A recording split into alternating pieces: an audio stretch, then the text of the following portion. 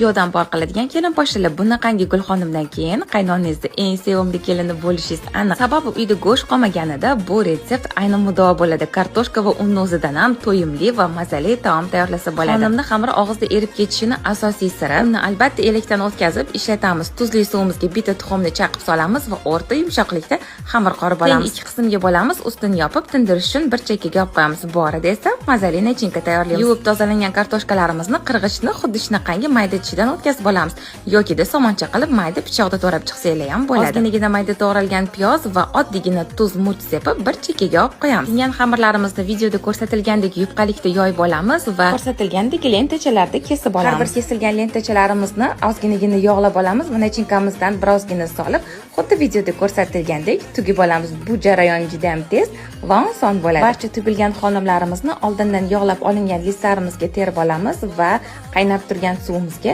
45-50 daqiqaga baland olovga pishirish uchun yuboramiz. Esa ustiga mazali sousini tayyorlaymiz. Sous retseptini esa to'liq qilib opisaniyada yozib qo'yaman. Albatta, bilasizmi, shuni ishonch bilan ayta olamanki, bu oddiy xonimga qaraganda ancha-muncha mazali bo'ladi. Oila a'zolaringiz uchun albatta tayyorlab beringlar. Yoqimli ishtaha.